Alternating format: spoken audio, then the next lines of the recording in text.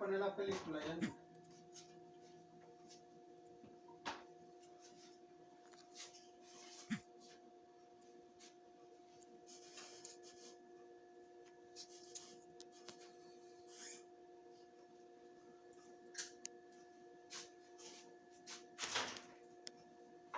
You're going to receive a book. You'll have 30 minutes. At the end of that 30 minutes, you have to tell us everything about the book. Imagine the worst thing that could happen. You couldn't answer a question, right? Now imagine yourself on national TV. Esta podría ser también una Nervous about anything that's got to do with reading. Wouldn't go to libraries. No. And I'm out to have, to not let that stop me in life anymore. I originally started in a class in accounting in 121 in college, and I really had some problems. It was like a foreign language. I just wasn't able to grasp it, and in the first test, I totally zeroed out. Because I've been used to reading in one particular way all my life, and for me to think that I'm going to change overnight is probably unreasonable. I done track for 3 years, and when I run, it's not the way I run at practice. When I continue to photo read, that positive thoughts will go into my subconscious mind, and that I'll believe more in myself. Memorizing things all the time, you're consciously focusing on trying to memorize and figure out material word by word. And I struggled to finish essays. I spent all my time trying to keep up with the work. I'm a lawyer in St. Thomas. There's so much that you need to read to keep up. So if you have a lot of preparation to do, especially if things have come up that you hadn't expected, you get very little sleep. I worked a lot on my personal development. 5 years from now, I will dedicate my time to people living in developing countries, probably mainly Africa and South America, helping teachers, getting new techniques. Have you ever walked past a book and went, "What? I need this book. I need this book." And you pick up the book, you open to a page, and that's a page you needed to see. And that's a paragraph you needed to read. And that paragraph answered a question that you have been struggling with. How did your brain know to do that? That's activation. Right? We get into some mind probing, which is revisiting those questions we've formulated. Now we get into some soup reading and dipping, some skittering, some discussion, right? You know the steps, right? If you're not confident in that, then practice the steps. And let me tell you, it's not about the steps. The steps are a big ruse to get you over your hurdle thinking that you don't already know everything that's in that book. I really wanted to participate in the retreat because it's a chance for me to refine my activation skills. I've sort of forgotten the power of activation. Still done photo read everything I read. I done track for 3 years, and I've really just made my mind up that now, since it's my last year of track, I don't have anything that will help me a lot. Think of it beginning with setting the stage. You have to set the stage before you do any activation. When do you start activating? You start activating with your purpose. You set your purpose. After previewing, what do you do before photo reading? You set your purpose. When you're done photo reading, you're going to start activating. What do? set your purpose. If you don't set your purpose every time, you're putting your brain at a tremendous disadvantage. Photo reading without a clearly stated purpose is like looking for an answer when you don't have a question. And then once you get that purpose, you should be able to skim down the page and find the word or find the thought that you're drawn to. And I wasn't getting that. I wasn't getting that thought, that draw to the word. Different groups that I was in, I was kind of frustrated, and it was because I hadn't established a clear enough purpose. Most of the effort something, then how are you going to get it, When I formulate my purpose and I photo read, I found that it comes together so quickly. All my life, I've always thought that the print on the page was more important than anything else. So say, for example, I read a sentence, I thought, that's the message that I'm supposed to be getting. But with photo reading, I realized that the most important thing is not what's on the page, it's what's behind my eyes. It's what's actually going on inside of my head. You don't interact with the pages, you don't interact with the text. It's not the words on the page, it's you with your energy inside of you interacting with this waveform that was that author for a year or 2 years putting that thing together. And you're saying, give it to me. What do I need to know that's going to give me my purpose? I basically say, this is what I'm after. Is there anything in your book that can help me? Whereas in the past, it was, tell me what I need to know about this. The thing is, that's not clear, that's not specific, and I want what's in my life right now, what's going to be useful to me. You tell your non-conscious mind what your purpose is, what it was, and it will provide it. Purpose is so important. I never ever understood that until this week. Your mind will just stop when you see that word that you need to cue you off on, hey, this is the subject that will basically explain the answer to my question. When you're doing photo reading, if you have thoughts about what you're not doing well in the technique, then you're typically drawn to those. Now this is setting the stage for good input here, right? What you're doing with affirmation is you're predetermining the end result. Dr. David Wark did an amazing study of the use of affirmation on the effect of comprehension. And he found a statistically significant increase in a person's comprehension of what they read when they gave themselves positive, affirmative statements of their ability to comprehend this material.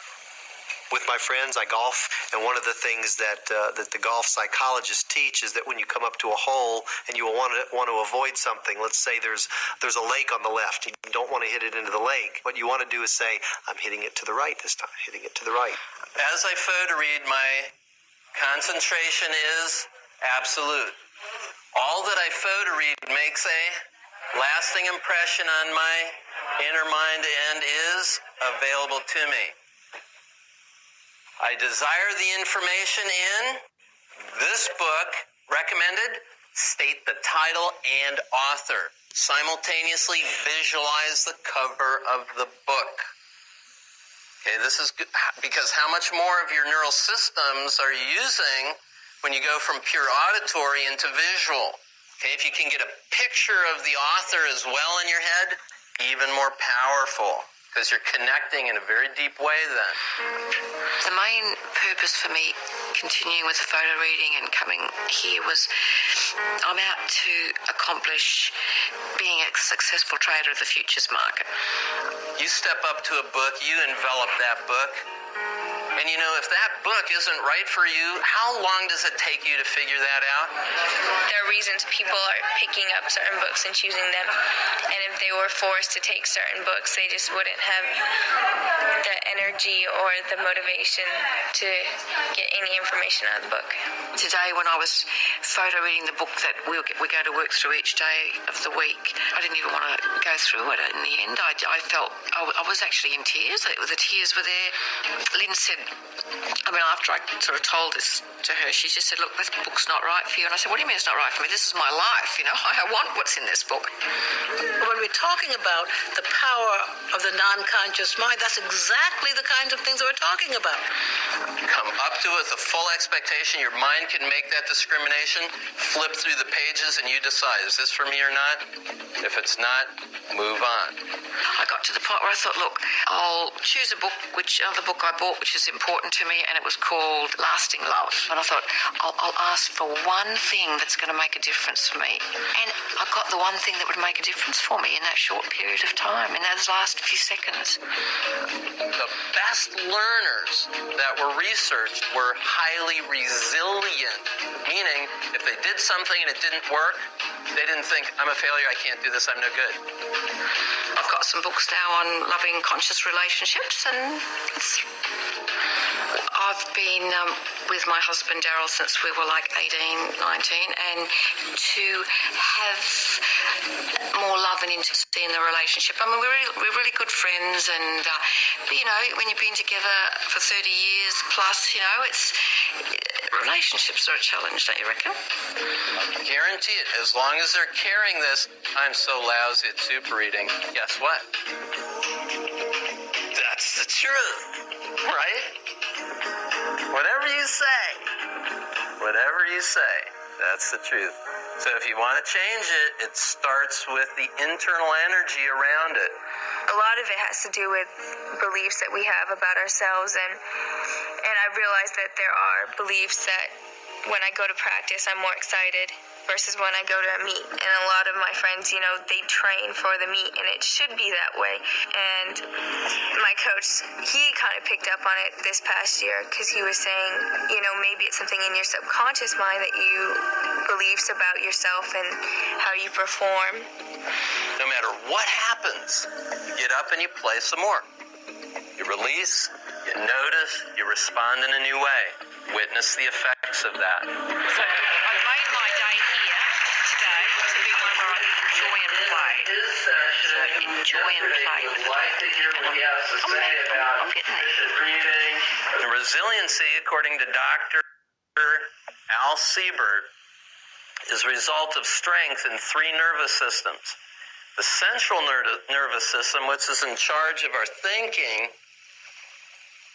our cognitive visual processing, left and right hemispheric processing, associated with our identity or self-concept. The autonomic nervous system is the somatic nervous system. This is in charge of your actions. You strengthen the somatic nervous system, you get self-confidence. All of this is part way before you even photo read, isn't it? Your activation, the secrets of good activation start right here at this stage. Releasing negative emotions helps me, because there's things that we believe about ourselves that aren't true.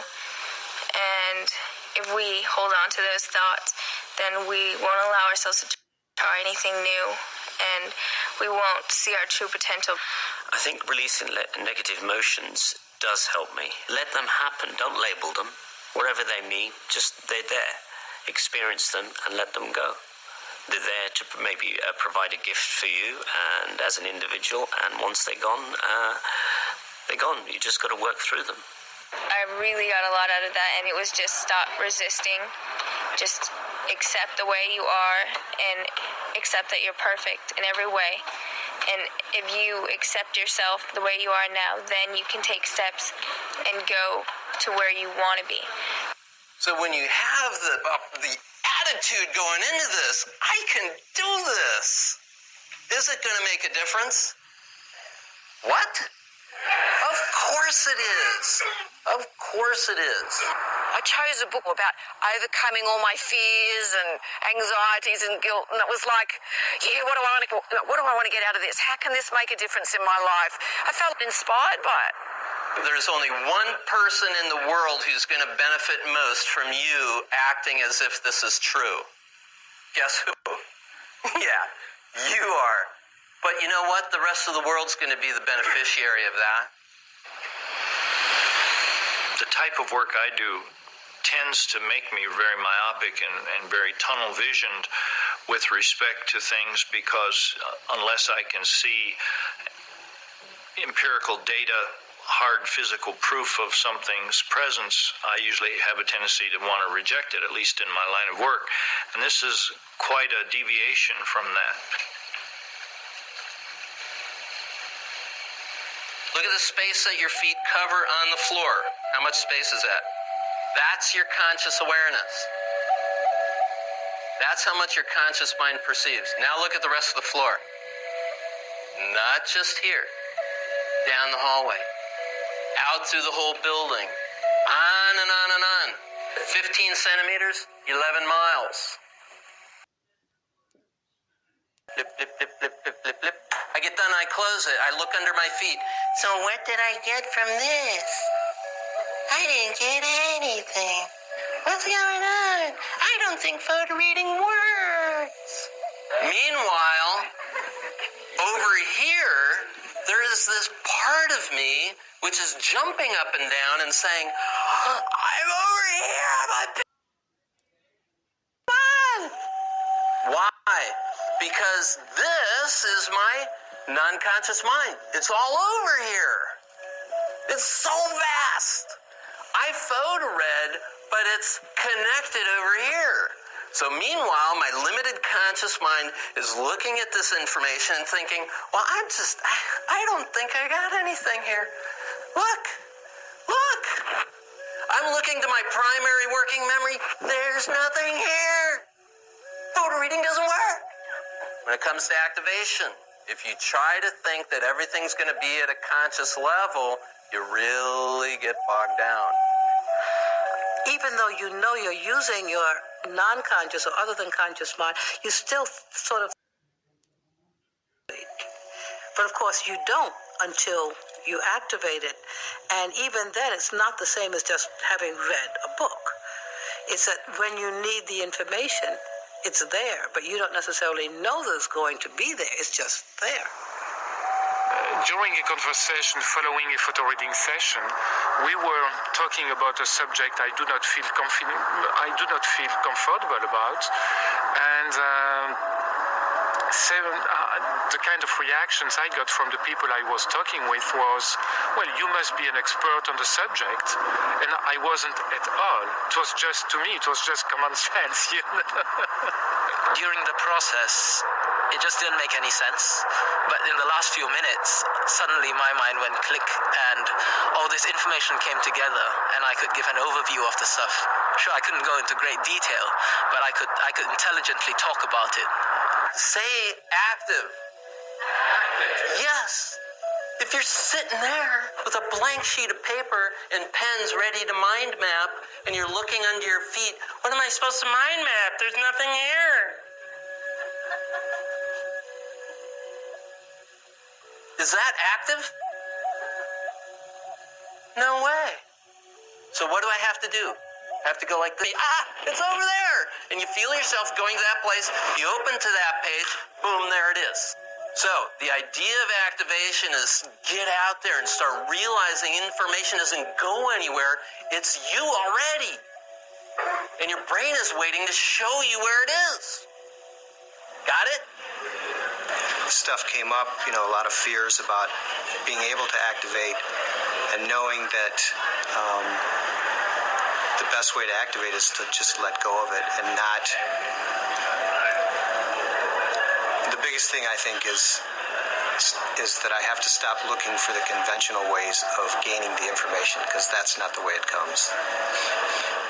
All I'm saying is if you change the paradigm that it's an energetic interaction that we're having, what is light and dark? It's a binary code for on and off, isn't it? Light, dark. That's all that's happening. And these waveforms are hitting this neurophysiology. Everything is energy and vibration, and everything is connected. It's really all one, and it manifests in different ways. So that the unconscious mind, as you go back into the deeper and deeper parts of the unconscious mind, you're actually going back into that level that actually connects everyone in all life. I think the unconscious mind is just phenomenal, really. It takes in so much extra information than the conscious mind, and what is really amazing, I think, is our ability to tap into that unconscious mind and really link it back to conscious comprehension, conscious knowing. And I think that's where the potential lies. The most exciting thing about the human brain's potential is that I don't think that its potential is really known. I'm sure that I'm not aware of the total ability of my brain and my productivity. I'm only now getting a glimpse of what I think is possible for me to do and to develop. But overall, I think that we're really on the threshold of a tremendous breakthrough in terms of understanding the capabilities of human productivity. That is one of the ways that you felt you could really change the world and make a difference. There were quite a few of us that were not just protecting activists, but were activists ourselves. The whole purpose was to empower people that had historically been denied power over their own lives. And now that is becoming even more important, because before it was just like certain groups, but now basically people generally are not empowered. I spent a lot of time just being in the office, traveling, coming back home at night, and at night I just want to kick back for a little while, but it's already 10 o'clock at night when I get back home, and it's time to get up and start over again. I've missed time with my family. Like my daughter, I used to go see her plays. She's into drama at school, and haven't seen any of them in the last 6 months. So this has been bothering me for a little while now, and I definitely need to make some changes right now.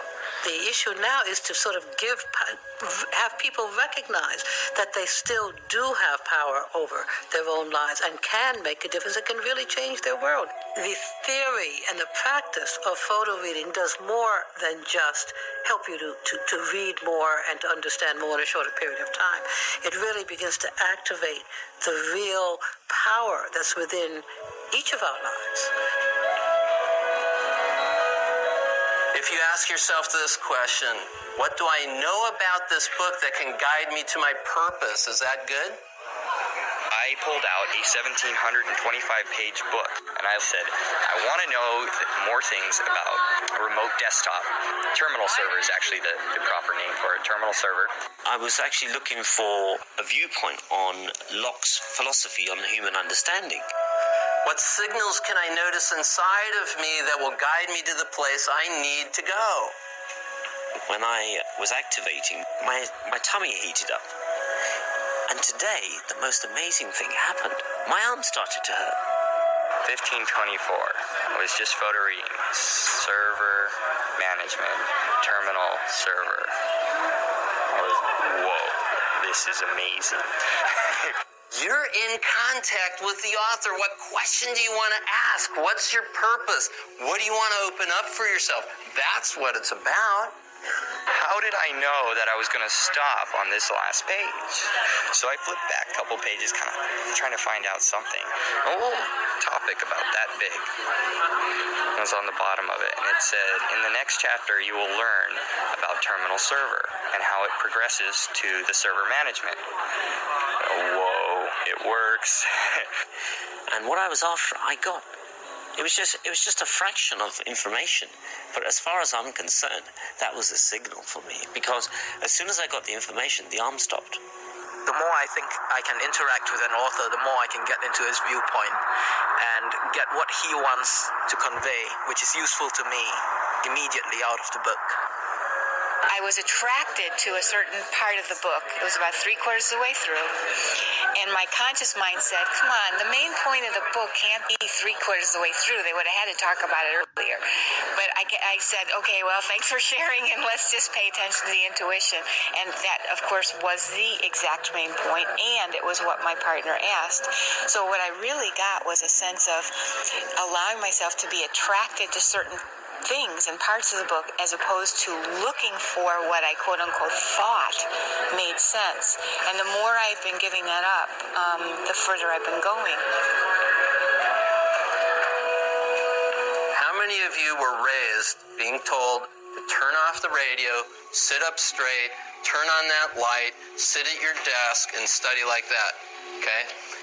For how many of you is that exactly how not to study? Interesting. Traditional schooling in the Western world is largely set up on a model that's very old, agrarian. How can we best make workers and farmers and soldiers? And that model really doesn't work so well, but some of the things it teaches us is to always be right. Learning is not about being right. Learning is about gathering knowledge and turning that knowledge through experience into wisdom. And, those types of things just aren't taught in schools. And so we have to unlearn that there's only one way to learn. When you study, you should study in a way that is your learning style's preference. You have gifts in more than just the first two intelligences. Understand your gifts. That's why we gave you the learning style preferences. Understand the gifts. All of them are available to you. You have a preference for some of them. Use them to facilitate the way you go into these materials.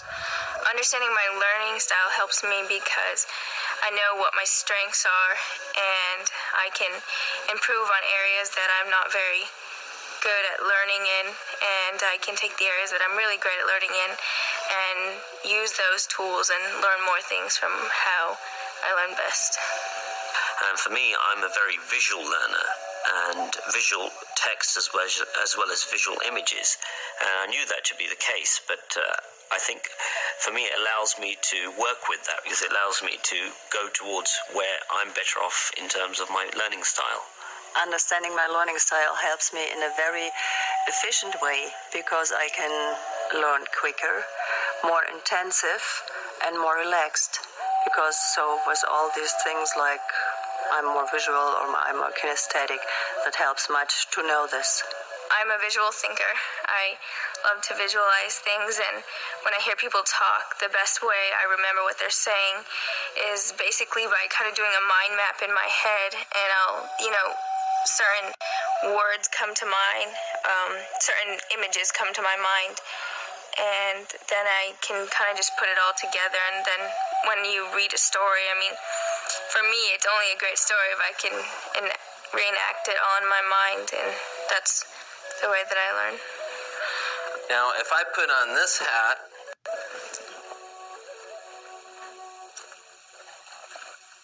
and I get my air guitar out, which intelligence am I most used to? There's a certain rhythm to the musical intelligence. It's not so much that you have music going, but that you have a certain rhythm that's going to facilitate the way in which you study. I cannot have competing music with lyrics or television on in the background or somebody carrying on a conversation. I'm not at my best in those times because I'm a very auditory person. I came to the conclusion that conversation is a very powerful activation part of the process. Interpersonal, loves to talk about it. It's very powerful activation technique. In school, they call that cheating. I know I've got the benefit of photo reading when I am able to share the content of the book and to build on the content of the book through a conversation with other people. So which one is this? Which intelligence is this? Mathematical logical, absolutely. What's this one? Yes, the one that categorizes and understands how things are separate and connected and that sort of thing. Mind mappers love naturalist intelligence as well. Bodily kinesthetic, right? Gotta be moving. I knew a speaker, he absolutely could not sit and speak. He had to be moving. When you're done photo reading the book, the first thing you could do is mentally build this giant sculpture of it out of clay. Just get in there and mold it with your hands and squish all over it and make it into some symbol that represents a book for you. Use your bodily kinesthetic intelligence. It's not a question of what's easiest. These are all things that you do. So it's not really either or. Intrapersonal. That's why we put Qigong energy open into channels in the morning. We also say, notice, go inside, do the meditation, open those energy channels, keep it going. Pay attention. This is the one that's going to give you that primary consciousness in the moment, right now, aware of the images, the sounds, the feelings that are happening at this moment. The more of these you can use, the better. It actually had, it broke down the various intelligences that you have, which are really in your other than conscious mind, and gave specific not protocols, but specific exercises to use to develop them, to develop each of them. How soon should you be proficient with the book? Immediately upon flipping the pages? I'm talking about at a conscious level. How do we stay aware of our experience and not go into reflective consciousness too soon? This secret is probably the most difficult for all first-time photo readers. It's that ability to be in primary consciousness. I've always gone into primary consciousness because of the time limits that I set for myself. But it's only when I came here that I realized what it was that made the flow state so effective. And now I know what it is. I can reproduce it. I was kind of questioning how much I was really activating in the book because it felt like the subtitles were just standing out to me. A couple other things were standing out to me. And the subtitles were really relevant to what I was trying to get out of the book. It just felt like they were standing out to me because they were bigger letters and it didn't really feel like something was popping out. On any given page of text, 4 to 11%. That means within the context of that page, all the rest of the words are connected to those, but not necessarily salient. So what we want to do is we want to use our activation time to find how much of that text. 4 to 11%, because the other 89 to 96% is connected to that. So we're taking it from whole to parts. Reading has been parts to whole. Photo reading is whole to parts. So what's relevant? What's relevant in this chapter? What's relevant in this section of the book? What's relevant? 4 to 11%. Stay in tune with your peripheral awareness. This exercise, placing your hand over the book, going into the book energetically, that's staying attuned to your peripheral awareness, making a decision, noticing the effect of that. Where's that information coming from? That deeper, non-conscious resources coming to the surface. Those of you who had the experience we're talking about here, when you went back into the book, it was startling how the choice you made was the right one. It was almost as if, well, I know this information. And then inside of myself, I said, trust myself. My inner mind is more powerful and more resourceful than my conscious mind is. And it was just about letting my conscious mind, calm down, don't worry. And I had my conscious mind, I heard it saying, you can't do that. And I sort of said, thanks very much for that, but let's see what happens. That's what I called you'll see it when you believe it syndrome. If you don't believe it can work, it won't work. If you believe it's possible, it will work. Whatever you have to do mechanically to get yourself into the book, that's it. Photo reading is an easy enough step, right? Conscious mind comes in and says, I don't know if I got anything out of it. Well, go prove it to yourself then. Prove that you got something out of it. What do you want to know? Have somebody ask you a question. Prove it. Books and get on TV and Pete and everybody else, and it won't matter until you do it, right? So do it. One of the things that came out of this course was the whole emphasis on attitude. I tend to beat up myself pretty good. I can get frustrated pretty easy when I don't get what I want. In photo reading, you are never sure. And that succeed, and the next time you photo read a book, you feel like you failed. And so what happens? Did I lose the whole stuff, or did I do something wrong? Someone could say, you're a failure. What does that have to do with you? That is their opinion, right? The moment you decide you're a failure, now you get to suffer. My suggestion to you is free the energy now. Whereas before you'd look at a huge textbook and you'd go, oh, I've got to muddle through that. Now you look at a stack of books and you say, wow, I've got the opportunity now to just devour all that knowledge. You're going to receive a book. You'll have 30 minutes. At the end of that 30 minutes, you have to tell us everything about the book. But am I going to be up the front doing that? Could well be.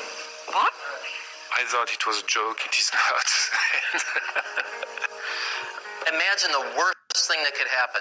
You couldn't answer a question, right? I didn't know we were going to go on stage. I feel pretty nervous.